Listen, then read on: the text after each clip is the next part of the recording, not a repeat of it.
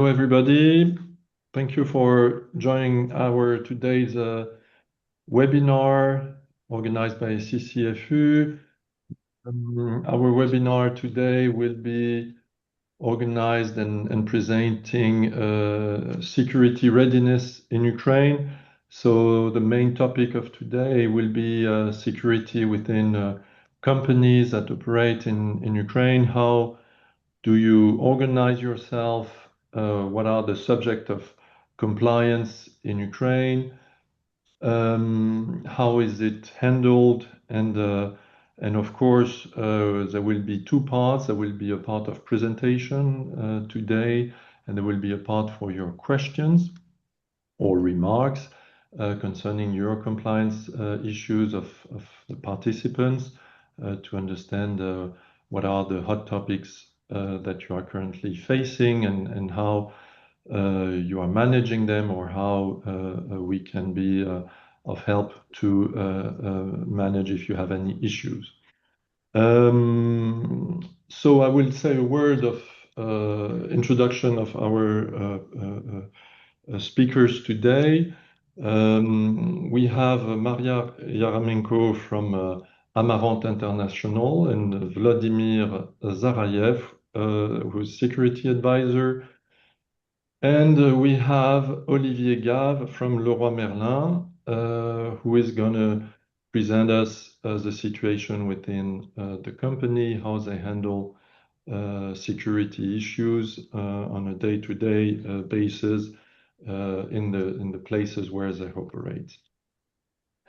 A word of introduction as to the topic. So indeed, every company present in Ukraine is facing today security issues.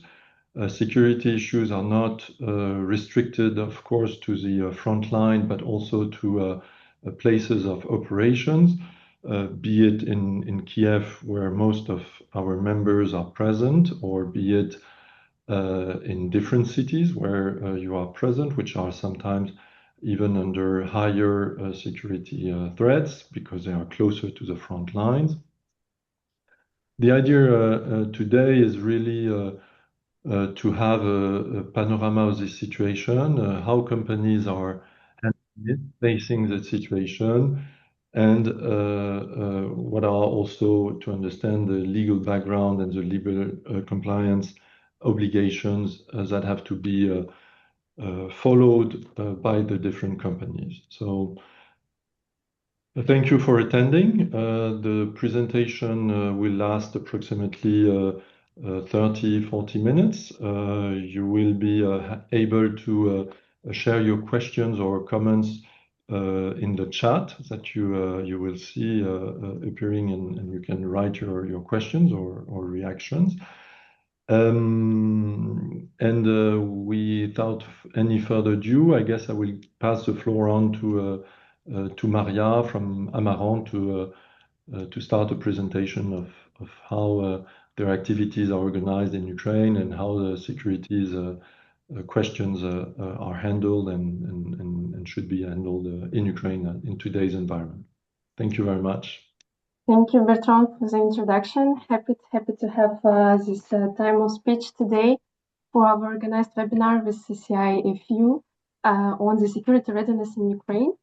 We have prepared with Volodymyr a few slides that I would like to share straightforward, and then we will start on the topic.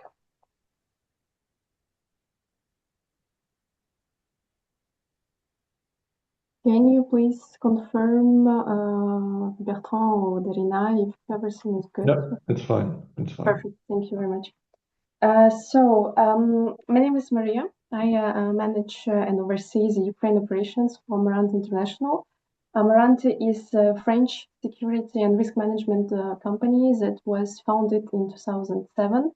Now we operate in more than 20 countries, including Ukraine, where we were active since before the war, and where we have the established legal company, so it's Ukrainian LLC, since 2024. I'm here to share what we see on the ground of how our clients and we manage their security and how they ensure their business continuity in today's Ukraine's high-risk environment. So let's start with the threat landscape. The phrase on that slide is very genuine. The threat landscape has changed as the organization kept up. Indeed, in Ukraine today, we can see that the war has fundamentally changed the risk profile of operating in Ukraine. Having operations in Kiev is not the same as having operations in Dnipro, is not the same when you have industrial sites in those areas, especially according to your sector of activity. When we say, for example, retail or defense will not have the same risk appetence, I'll say, and not the same measures to implement. What made us think about this webinar is the recent April attack that was in the Kiev supermarket. It was an armed attack that demonstrated that security risks are now not only confined to frontline zones, but they are far beyond. They can come across in big cities, in the capital, because the arms now can circulate far easier than it was before. Businesses, of course, must adapt their security posture to this evolving threat environment. Here, I wanted to present you some key challenges that we see for companies entering Ukraine. For example, the challenge is that the security system is built from scratch, often without reliable local partners, no defined responsibilities inside of the teams, especially if they are small at the beginning, and without a clear picture of the constraints, especially operational constraints today. For companies that are already operating in Ukraine since a lot of years ago, the security models are often redesigned for pre-big scale invasion, so pre-2022.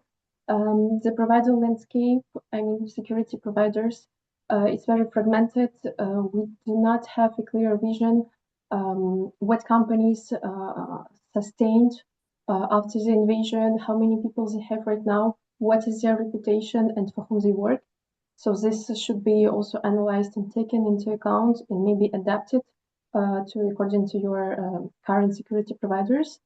And of course, limited crisis anticipation capability. We can prepare ourselves, but we don't know what will happen next in a week, in a day, or in a month. So the main risks that we observe, of course, missile and drone attacks. Unfortunately, Ukrainian cities are under attacks almost every day. So this is the main risk that we observe. But also, we should not forget about the insider threats and opportunistic crime. As I said previously, the arms can circulate freely. It's something that today, in the high stress environment, it can be dangerous. And also, last but not least, cybersecurity risks. It's something that we do not operate ourselves, but we can see that our clients, they address these problems very often. They put more measures on how to prevent their staff from cybersecurity risks. They do cyber awareness trainings to support their teams. As it said here on this slide, security is not a support anymore. It's the core enabler of your business continuity. Now let me be a little bit more concrete and to talk to you about the vulnerabilities that we can observe on the ground. First, it's security governance. Most companies apply policies that were designed for stable environments or for other high-risk zones that are not Ukraine. I'm talking about big HQs that operate, for example, in France, but they have a subsidiary in Ukraine. What should be taken into account is to adapt the security procedures to the local environment by consulting local experts that are there every day. Clear security responsibilities are not very often defined, and no staff insurance is in place for Ukraine staff and for their movements inside the country. The staff mobility is the one that surprises the most because even moving around Ukraine is an exposure for the teams. And today in Ukraine, what you can see is that companies do not operate the journey management, supervision and monitoring of the employees. The routes have to be proved, they have to be tested, vetted, as we say, and the protocol should be put in place. What should be done when an alert goes off on the road? We had this case with one client when the alert goes off on the road, and the most important that should be done is the communication with the client if it was a driver, and then the clear protocol of what should be done next. Searching for shelter or continuing moving. It depends on the area where you are. Third is crisis management exercises and evacuation. No defined triggers or no cross-border coordination is put in place. Also, the weakness of the procedures that are put in place. I mean, we can have policies, but the capabilities that are tested is something that your team will appreciate when they have done an exercise or how to evacuate or how to react. It's something that is today underestimated. And the last but not least is the training. Security awareness is the cheapest investment that you can make, and it's almost always underfunded in the teams and by the executives. What happens if your security procedures don't adapt? So first, we can talk about the operational disruption. The average cost of security-related operational disruption is of 2 to 4 weeks. So you can realize yourself how much are the financial losses, but also operational constraints. Service interruption also can do harm to your business continuity. The security provider failure, for example, obliges you to find another one in a very short period. So you have to have plans B. The staff incidents. The question that your headquarters will ask if something happens is, did we do everything that we could? This is a legal definition and dimension, and it's called duty of care. It's not abstract, it's the foundation how international groups nowadays plan the activities and follow them and are being held accountable. The next is the reputational damage. If something goes wrong, the crisis situation is managed weakly. You can be sure that it will be known in the country, and of course it will create some reputational damage to the company. These three consequences, they compound into each other. Incident becomes disruption, becomes illegal exposure, that becomes a reputational story for the company. So you can see that all five should be taken into account not to escalate the crisis consequences. And here I wanted to address some functional security model that we recommend our clients to operate today in Ukraine. It's not first steps, it's not an obligation, but it's better to have every one of these points to ensure the security operations. What we can say first is the risk analysis. So it's not only about geopolitical events on the ground, on the front line, but also very operational intelligence. In what city you can go right now, what were the advancements there, what are the sensitive sites that can be triggered or felt there. It should be taken into account also according to your sector of activity. It's something that is very often asked by our clients and is done by our security managers. The next one is the security design, so security risk prevention. We can say about data security. When I was talking about cyber risks, it's very active today, especially with some insiders attacks. Safety and security audits. It comes to industrial sites audits on how to ensure the safety on the site, but also for the expats, apartments, for example, or the hotels. Not every hotel in Ukraine today we can recommend. There is a very short list that is proved, vetted, has good shelter, and can respond in case of a crisis. The next thing that we can talk about is the protection implementation. It's a real risk management situation here on the day-to-day basis. It's a choice to make whether you want to call upon the outsourced security managers or providers, or it will be done in-house. It depends, of course, on the size of your teams, of the sensitivity of your activities on the ground, but also on their expertise in some international standards. If you're not sure that it can be done to 100% and evaluated as it should, it's better to call upon the international standards, standardized organization that will prove that your policies are put well in place, and then call upon the local security providers to operate. And the crisis management last here is, it's good to have a plan when something goes wrong, but as I told it previously, it should be tested so that your employees are ready for an evacuation that should be done across border if you have expats, for example, or some shelling, what they can do if an air alert goes off on the road, etc. So to summarize on this part, what we preconize, what we recommend is having this hybrid approach to build the system on the international standards, to get it verified, and then implement it in Ukraine with the local expertise. Right now, I will pass the word to Volodymyr, with whom we work closely in Ukraine on some projects. Volodymyr, I'll let you introduce yourself and let me say when we can move slides. Good morning, ladies and gentlemen.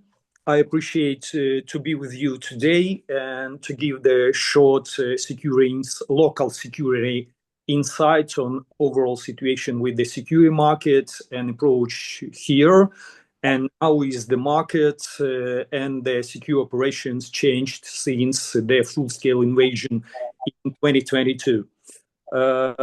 Actually, if we turn back to the history of the conflict, it started from 2014 and lasted already for more than 10 years. The full-scale invasion back in 2022 actually changed the entire life and each and every sphere here in Ukraine, like the private life and the business.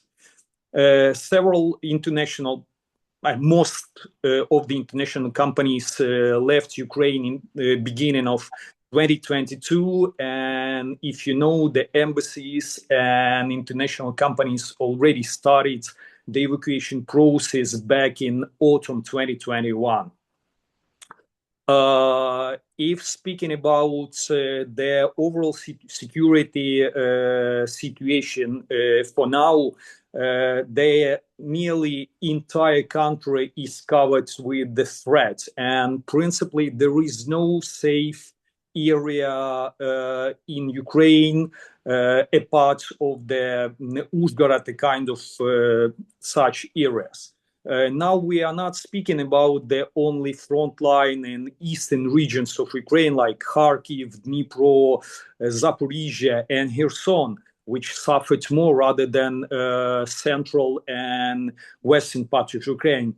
But if back in 2022, when the internationals been relocated from the eastern parts and the central of Ukraine, particularly from a Kyiv city, they operated from Lviv. And later, when the war been escalated, now the Lviv is also covered with air threats. The world didn't face such a high-scale conflict and the war itself ever since the World War II. And from the experience back in 2022, when in the middle of the year, the international companies started to considering recovering their business here in Ukraine, no one's been aware how to operate in such a hostile environment. So the first international company is, let's say, operators who returned was the media and NGOs, which have been experienced in war conflicts, other areas in the world, but they didn't know how to operate in such a high-scale conflict here. So they brought the international standards here to Ukraine and brought the international experts with them. Internationals have not been considering to operate or rely on the local security companies or providers. Later, the situation has been changed.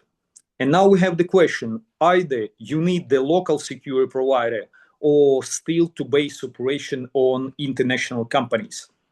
That's differ, and that might be different from the perspective of your approach to security, because that might be the hybrid, and depends how you build the security structure in your company. Either you are fully operate with the local provider, or you still operate with the international expertise, or you have the combined. You have the chief security, international chief security, who might control the local provider, share the experience, report based on the international standards. So, and the approach will differ. But as I mentioned, why you might consider the local security provider. First, that's actually our security market have been already experienced with the crisis and fastly adopted to the escalation of the situation. Rather, that might be the air threats, chemical awareness, biological threats, whatsoever, which happened through 2022 and 2023. And actually, local security provider may provide the manpower resistance, plus might assist you with the inside view. The local experts will be able to communicate with the ex-colleagues from authorities.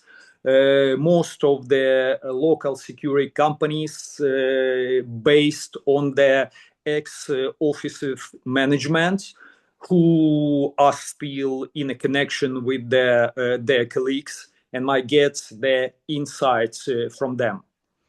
If we will speak about the pre-war time, I mean before 2022, the security have been focused mostly on the inner threats, which might turn from the day-to-day operations like access control, CCTV monitoring, theft prevention, kind of these threats. But after the war started, it's been escalated and the security have been refocused on more outer threats. And now international companies applied for adopting their existing protocols, special situation management, emergency, crisis, and business continuity protocols, updated to the recent situation with the possible armed threats, mine awareness, mine threats, air threats, possible evacuation in case of the escalation of the situation. So we won't be deeply dig in this discussion, but let's go through the slide and how to select the proper security provider. So first, that will depend on the area of your company operations. The biggest companies focused on the main cities of Ukraine, and they already experienced with the international cooperation. Even if before the war they had no international experience, now they adopted because to survive in the business, they supposed to refocus from the static security, like site security, providing for the security escort, close protection, recommendations, analysis, providing kind of this stuff. So to select the proper security provider, you should focus on the international standards and the client orientation, plus the international experience, because that's totally different from the small companies which operate in the regions. They're still focusing on the site control and access control with no international standards like it been before the war. They are facing the same troubles with the manpower and other stuff, but still they are not properly oriented on the client with the reporting, with the trouble case solving, and communication with the international partners. But international providers and international business brought to the secure markets international standards, international requirements, especially requirements to the certification of the secure personnel, kinds of special qualification trainings, hostile environment awareness training, conflict de-escalation, evacuation procedure, use of the trauma care, first aid, kind of this stuff, certifications already required by the diplomatic missions, international NGOs, and international companies here in Ukraine. Mariia, can we switch to the next slide, please? Thank you. If speaking about the current security markets, in the open sources, you can find more about 250 secure providers, which officially registered here in Ukraine, but they are also different. Some of these companies have been certified before the war, but some just recently opened their certification and never operated on a secure market. Depends on the area of the operations and the experience. They may still provide the security service, but will depend on area of responsibility. Not all of the security providers ready to operate in the eastern regions because of the insurance cases, manpower existence, and more of the companies now focusing on the region by region employment of the staff, which is reducing the price for the salaries. Apart from the small security providers, you can find on the markets about 12 large full country coverage. But again, depends on your requirements. You should focus which security you need. Either that's the escorts, that's the site security, like fabric manufacturing or molds. So you should focus on the criteria you will need from the provider. Selection of the company, I would recommend to check the international standards implementation in a security company, again, their international experience.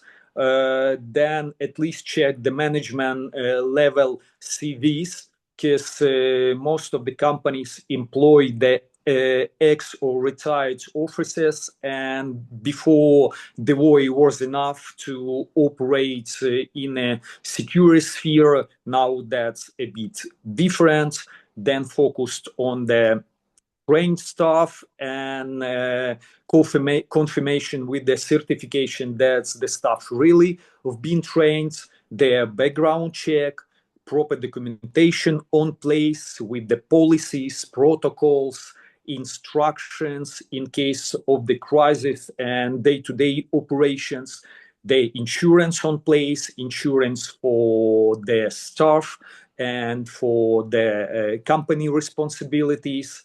Not the least one is the office location of the company, equipment and resources, access, regular staff training tools, and communication and reporting process. Then there will be also great if you can focus on the either ISO certification, then implement the periodical control of the reporting process set up in a security company. The red flags for you might be the reliable of the security provided to the subcontractors. Principally, this might be possible if the company has the long history and all the experience which I've already mentioned, but they do not, and you already cooperate with the company, but the security provider doesn't cover certain areas within the country which you will need the security assistance. So the security provider can rely on the trusted subcontractor in this area, but still you will keep the control through your main security provider. Then the next red flag may be the lack of the documents procedure within the security company. So that might be the lack of control of the operation and the problem solving, and principally unrealistic pricing that might be based because of the shortage of the manpower. If you will, again, have the hybrid approach to the organizing on the security operations within your company, you may require they implement the international standards. You may share the your company's documentation and protocols with the security provider to adopt these protocols to the recent situation in Ukraine and reality of the security here in Ukraine. So you can be able to set up the proper security approach, and you will get the proper security system within your company. The next slide, please. Yeah.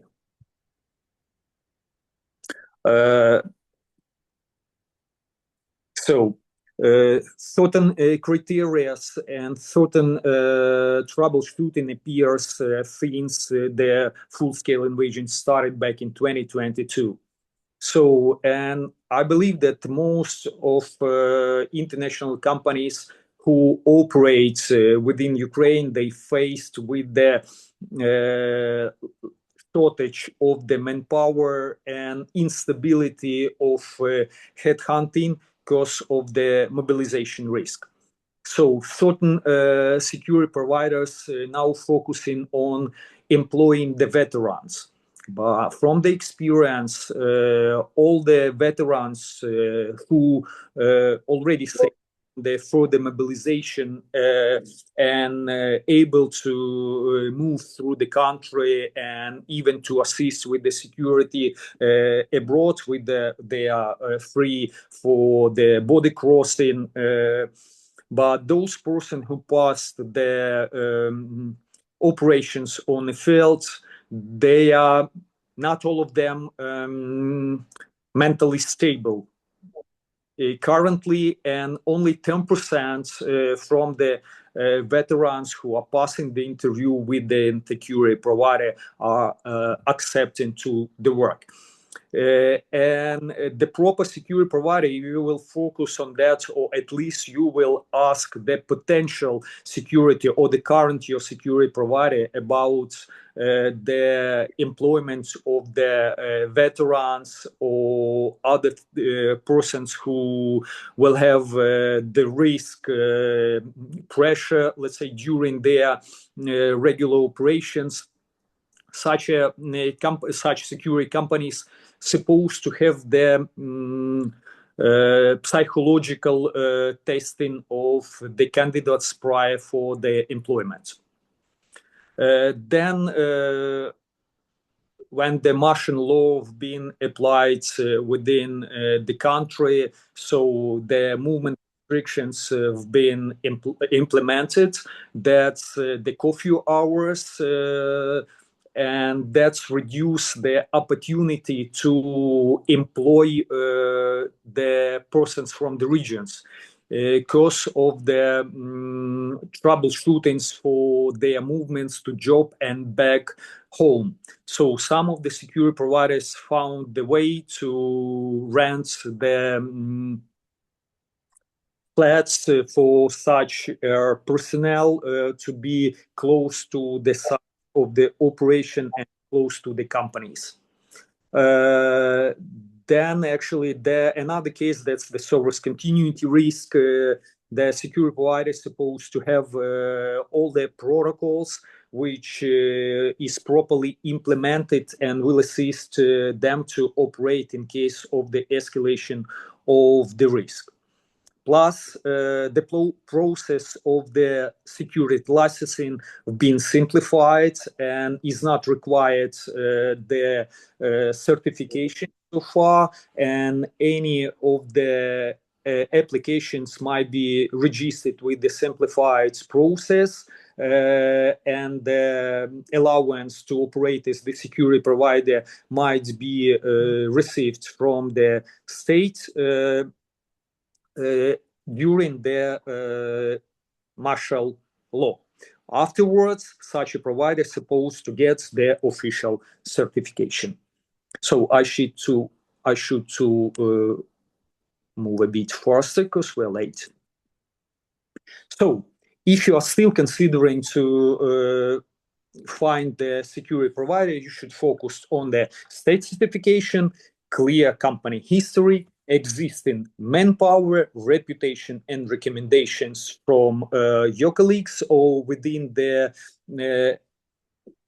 security society, and international experience of the company. To properly set up the security operations within the company, we recommend to focus on the regular reporting process setup, incident reporting, periodic meeting with the security provider or the management level of the security company, then to check the management or at least colleagues' feedback from the company, how your security provider operates and fulfill the duties, to perform regular site inspections and monthly basis talk with the secure personnel if they satisfy with the job or not, because they are still on the stress and operate in a high scale of the threat within their day-to-day operation. put attention that certain international security providers can offer their service within the country, but based on their subcontracting the local provider, and to check how the international provider can assist you with the organizing the secure process, check whom they relate with, and check the local subcontracting company if possible. If you check in the security provider, it is important to understand if they are within the security professional community. So that also will show their ability to properly operate and fulfill the international standards for your company. The next slide, please, Maria. Thank you. And key takeaways from today's conversation, that Ukraine is still the country to operate with the opportunity, more or less safe operations if you have the proper security provider and you have the proper security process on place. The main risk lies on the fully structured security models with no implementations of the regular reporting, troubles curing, and security, crisis and emergency protocols on place. Hybrid approach may give you the proper security structure and operation. And operation in Ukraine is focused on the properly preparation and understanding of the possible threat and the risk you can face. If you will properly organize and plan ahead, so better to be proactive rather than active and reactive on the crisis happen. So if you will focus on the proper planning and proper secure provider selection, so principally the business might be smooth and effective within Ukraine with the reducing of the possible threats and risks. Thank you, Volodymyr. Olivier, you are working with Leroy Merlin in Ukraine. Leroy Merlin has a presence in several cities. Of course, is facing security issues and has a very large number of employees in Ukraine. What is interesting is to hear from you what are the evolution of the security questions that you have been facing. How do you handle them inside of Leroy Merlin, and also most probably how the competitors are doing, because this is often also viewed as a question whether this is an unfair competition or not, because whether the competitors are applying the same standards as you would be, as are imposed by the law, and to have a practical view and your view on these points would be, I think, very helpful to understand how you handle these points and how you see on a day-to-day basis the situation currently. Thank you, Olivier. Yes. Thank you, Bertrand. Hi, everyone. I'm very glad to be here today with you all. Before to answer Bertrand's questions, I will introduce me quickly. So my name is Oliver. I'm Head of Compliance, Safety and Security Service for Leroy Merlin Company in Ukraine. The company sells construction material, and we are based mainly in Kiev, but also in the south, in Mykolaiv. So to answer Bertrand's questions, I want first to underline that contrary to what many people imagine, the main challenge that we face now is not linked with the direct impact of the war. But the biggest challenge we face is to maintain the business continuity in a high risk, high environment situation. This is the main risk actually we face. Of course, on the daily basis, we deal with red alert, power outage, supply chain disrupting, and so on and so on. But if I have to synthesize everything and all the risk we face, this is to maintain the business continuity. So our approach is to keep global the corporate security standards that we have in the company and in our group, and to try to adapt them to the local realities and to the local law. So as Bertrand mentioned, of course, we face Ukrainian law regarding for example, the red alerts.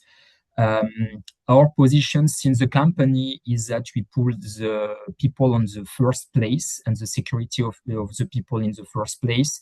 So for every alert, we evacuate all our stores and so on, which is not the case of our concurrents. So of course, the war brings us a bit of inequality on the business plan, but we have to deal with that as well. So we developed specific procedures in 4 years of wartime regarding red alert, emergency communications, training, and so on. This is what I will show you a bit later with some pictures to try to illustrate my purposes.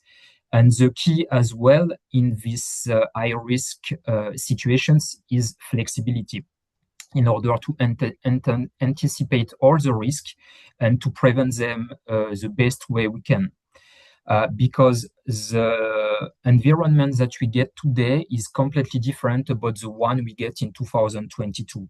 At the early beginning of the war, in 2022, we mainly dealt with evacuations topic and very high-risk topic to react very fast to critical situations. Now we are more used to the risk we face. We are more structured, more mature, and we are able to respond to prevent them in a better way. For example, I will share with you some content for you to understand concrete actions that we have put in place in our company.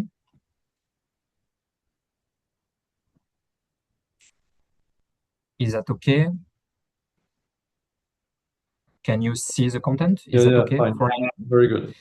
So one of the first actions we put in place at the early beginning of the war was to put in place a psychological support for all the employees and that are working for the company. So it's different, like kind of support. We have psychologs that comes to the stores once a week, and people that work for the company can have a physical meeting with them, or they can have like online meeting through Telegram bots. If they can free themselves, or if they want some confidentiality. So this is one of the early actions that we put in place after the beginning of the war in 2022. And of course, it's helped us to prevent different trauma that can appear on the people that are working for the company. Either it can be veterans that come back from the front line, or family that face some drama, like they lost some relatives and so on. The second one is the one that we put in place as well in 2022, but we are keep going implementing every year. It's training, of course, to prevent any critical situations. In every of our stores or infrastructures, we have medical critical kits available for clients, for employees, and we are trying to provide kind of trainings to face these critical situations to at least 20% of the people that are waiting for us. So it's kind of very unusual training for let's say, to face very critical trauma and so on, a bit more adapted to Ukrainian context. As well, this is what we are trying to implement already for 2 years. It's to develop the link we get with Ukrainian emergency services inviting them in our stores to try to simulate different kind of critical situations, trauma, fire, force of drones, and so on, and to see how we are ready to answer this kind of situations. So we developed by the years during these 4 years of the war, we developed our linked.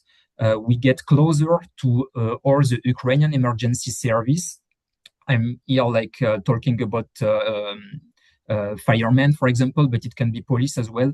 We have been much more closer to them in order to prevent everything that we can face, but as well to be aware about what is going on and how to adapt ourselves to ameliorate our procedures. As well, I was talking about red alert. As I said, the security of our people and our client is in the first position for us. So as you can see, we monitor the market for the places where we don't have shelters available for everyone. And we bought some modular shelters. You can see one in Cheffe. We have one in Cheffe close to one of our stores, in which one people can get safe during air alarm. So this is something certified, something that can really make people safe from explosions and blast of explosions, which is the most dangerous for the people. Of course, we are talking about threats, but as I said, the first challenge we face is the continuity of activity. And after the winter we get, everyone knows that we had a power blackout in Kiev for a couple of months. Here you have some illustrations about how it was, the impact it gets on the business for us. So during the year, we made it better and better, because 2 years ago, for example, we only get generators. Now we have optimizations of the generators. They are working automatically when we have a shortage of electricity and so on, in order to reduce the consumptions of diesel and everything. So every year we are learning about what we can improve in order to reduce the impact of every threat, every crisis point on our business activity. And the last point I wanted to share with you to show you the evolutions of the threat from 2022. Here you have an example of what we put in place in the company at the early beginning of the year. It was an evacuation crisis pack in order to be ready to evacuate in case of new Russian offensive in Ukraine. Of course, this is no more actually the risk number one. So this is not what we are dealing it in a daily basis now, but this is what one example of what we put in place in 2022 in order to face this risk. Of course, now we face different risks, but still just to show you the evolutions of the threat that we can face. I'm almost done with my small presentation. I really wanted to show you something very concrete about what we put in place. Just to close my purposes, I just want to say that the key for me, for everyone who wants to develop and all the business right now in Ukraine, is the anticipations of the risk. Just to take a very simple piece of paper and write, okay, what are the risks I may face? Am I equipped to answer the risk, and what I should do if not? And of course, the second point is flexibility. This is the key. So if you have any questions for me or for my colleagues, I'm done, Bertrand, with my presentations. Yes, thank you. Maybe before we come to questions from the participants, I would have maybe two small questions. The first one is, How many days or how many hours in a year are you impacted by, or are you closing? Do you have to evacuate the store? Do you have statistics on that to understand the impact on the business? And secondly, do you have particular trainings because you are in contact with the public every day? Do you have special trainings in place for the employees, be it in terms of evacuation, be it in terms of security, or even basic assistance, medical training? Yes, so to answer the first question, the impact on the business activity. So last year and this year in Kiev, we close on a daily basis. We close the store on a daily basis of 1.5 hours every day. So 2 years ago, 3 years ago, it was much more because the air defense was working differently, the risks were different. So we were on the basis of 3-4 hours a day in Kiev. Now we are on the basis from the beginning of the year of 1 hour, 1.5 hours. In Mykolaiv, in the south, where we are present as well, we are on the basis of 4 hours a day. So this is quite a lot. So it has a really real impact on the business because we follow the law and we evacuate the store at every air alarm. So it means closing of the business activity. For the second point, of course, we developed like some procedures and policy regarding the training that we put in place. So we have different kind of trainings like first aid trainings, the basic one, that is mandatory for 100% of the people working in the company. We have the critical one, which that we put in place from last year, and we are slowly reaching the 20-30% of the employees that have passed this training. And the goal is to provide it to the most employees that we can, of course. We have as well simulations with emergency Ukrainian services. We have internal simulations as we equipped all the stores with medical kits and so on. We are organizing like internal training with the security service. So we are on a basis of one training every like 2-3 months and simulations as well. Okay, thank you very much. Maybe from the participants, are there any questions you would like to raise? Yes.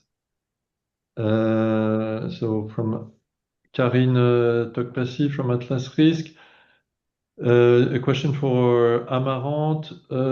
In the incidents you have dealt with, what are the most common gaps between theoretical safety procedures and how are they actually applied in the field? Yes, I will take this one. Thank you, Karin, for the question.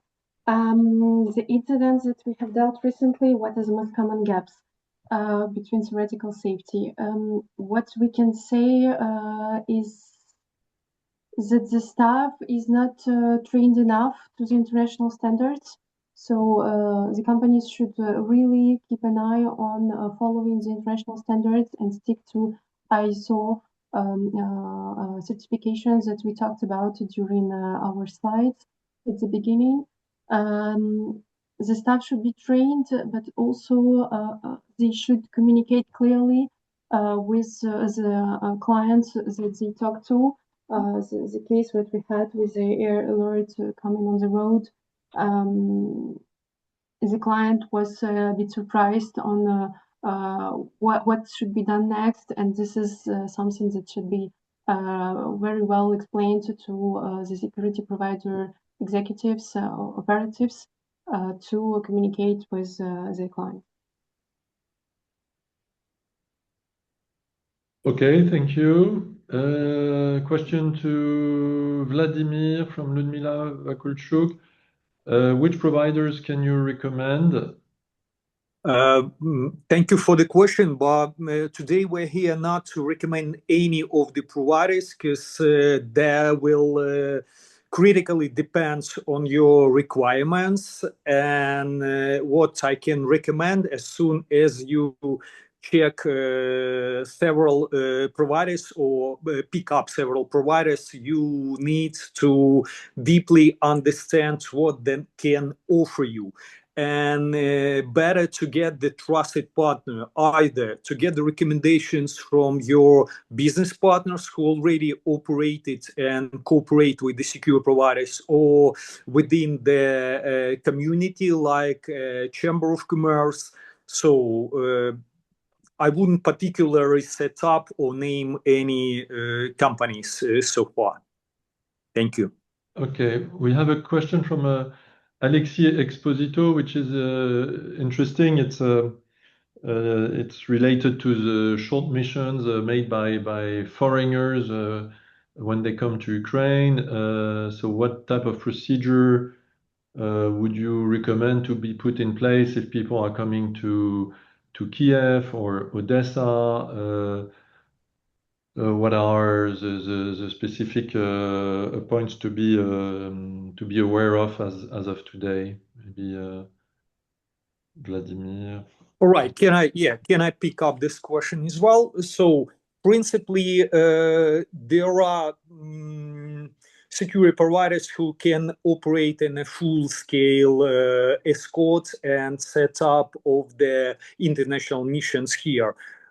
So that's starting from the pickup point in an airport in Warsaw or Chisinau, to drive through the border to the particular area of operation, let's say like Kyiv or Odessa Oblast, can provide the armored vehicle, security escort if needed, to recommend with the host point like the hotel, with the proper shelter place, with the proper parking, with the proper advising. So principally that's fast enough and might take a couple of days for recommendation and set up the mission. If I can also keep up on this question, we do around 40 missions per year of this for institutional and private clients. What we can say from our experience, the mission to organize it can take up to 1-2 days. But we should start also with the risk analysis before to recommend you if you should really go to the city. For example, you are a French person that wants to travel for the first time in Ukraine. You should call on a security provider, risk management company, just to get a little piece of advice. You should not ask order for any long notes, just a small piece of advice. Should I go to Odessa? Do I need an armored car? Today, it depends also on your sector of activity, but we recommend to have an armored car in Odessa. In Kyiv, you don't need it. To set up the mission, it will take up to 2 days. It depends if you want to travel by train, you need to get Ukrainian train tickets, or by car. Okay, thank you. So we have already a bit exceeded the time. So I think it's time to thank everybody for this presentation, for the webinar, for your participation. Thank you to all for having been with us today. If you have any other comments or questions, don't hesitate to send it directly to the chamber. We will have, in a word at the end, we'll have a more festive event coming next week with the spring or summer fest that will gather hundreds of people in a nice venue. So we're very happy to see you there on the 18th. And until then, we hope you remain safe and happy to answer any questions you may have. Thank you very much for your participation, and see you very soon. Bye-bye. Bye. Thank you, Rod. Thank you very much. Thank you. Thank you. Bye-bye.